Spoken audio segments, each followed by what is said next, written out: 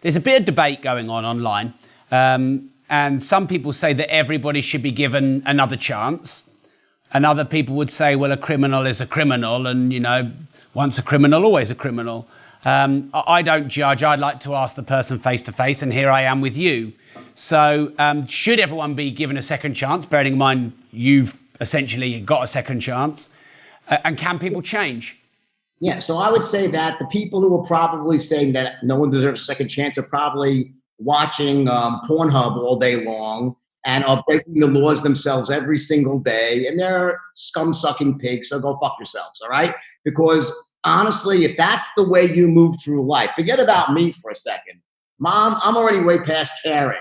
But there are so many people that make mistakes, including you and your family, that if you're that narrow-minded and you're that judgmental, you don't belong on planet Earth. You really, really don't. I feel sorry for you. I really, really do. Because to be that judgmental and that narrow-minded really speaks to your character more than anybody else's. Amen. Right, next then. Did you lose everything? Or did you manage to hold on to some stuff, hide some stuff, keep some stuff? I didn't hide anything because the danger of hiding something. Oh my God! Like if you got caught hiding something, that would have been like, it's just not worth it. It's really not.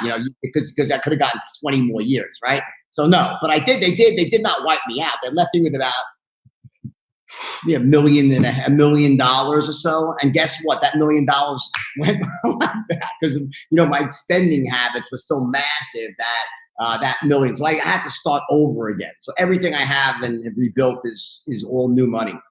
Right. And that was 99, was it? 19 what?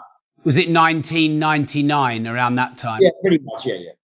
And how long did it take you when you looked in the mirror and went, I'm back in the game, I'm good here, I'm doing well again? Well, I think that, it's different because there's money and then there's fame and celebrity, right?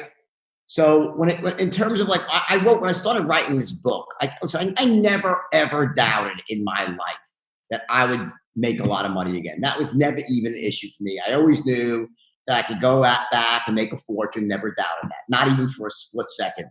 When you can really sell at the level I can sell and you can persuade and you understand the business skills and you have the mindset I have, and that goes for anybody here, and that's what I teach for, you can always come back from adversity. That's a guarantee.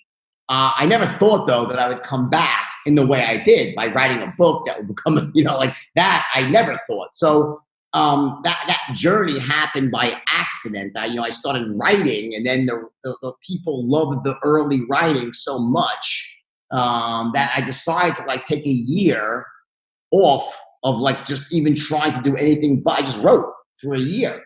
So so after about 3 months of writing, I sold the book, but it was still being written to Random House. And I got about $500,000. That was nothing for me, but at least that gave me something, to live on, because I had no money at the time.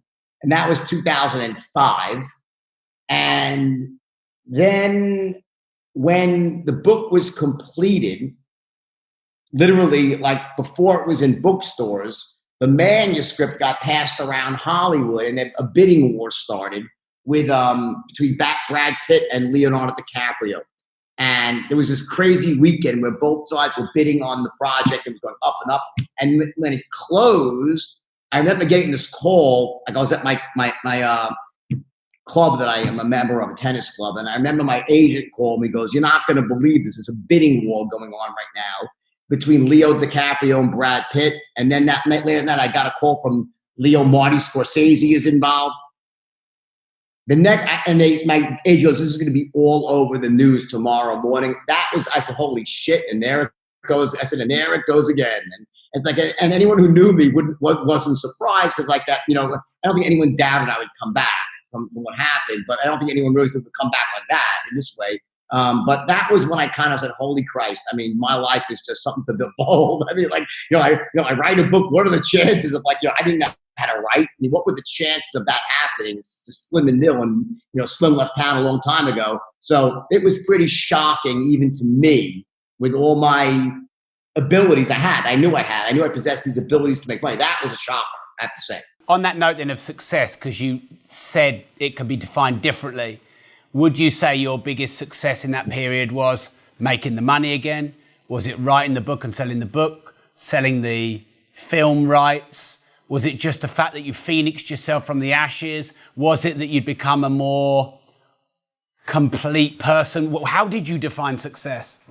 You know, it's a loaded question. There's so many different ways that you can look at that and different aspects of my life. You know, there's so much that gets integrated into forming me and how I feel. So on one regard, my greatest success was being able to fulfill my why. You know, why I wanted to come back in the first place. Why I wanted to, become wealthy and respected again, make up for what had happened, and what gave me the emotional wherewithal while I was in jail to write that book. Like, you know, most people are just so negative, and it's, you know, what was I doing? How was I able to ward off those negative thoughts and continue on this path? And the answer was, it was the love of my children. It was my two kids, and the idea that I let them down and they had to watch their dad go to jail. And in my mind, I was like, I am not gonna stop until I've redeemed myself in the eyes of my children. I want to prove to them that dad can do it right, can come back. So on that regard, my greatest success was that, like, my kids look at me today as if, like, they can't even believe their own dad. Like, you know, that's my dad, you know, like, they watched the whole thing happen. When they were in college, kids were singing my song, the Jordan Belfort song. So, like, they had to go. So it was like this. It was for them. In my heart, that's probably the greatest success, was to be able to be a force of in my children's lives of such positivity and instill the values that they have today. That's the big one.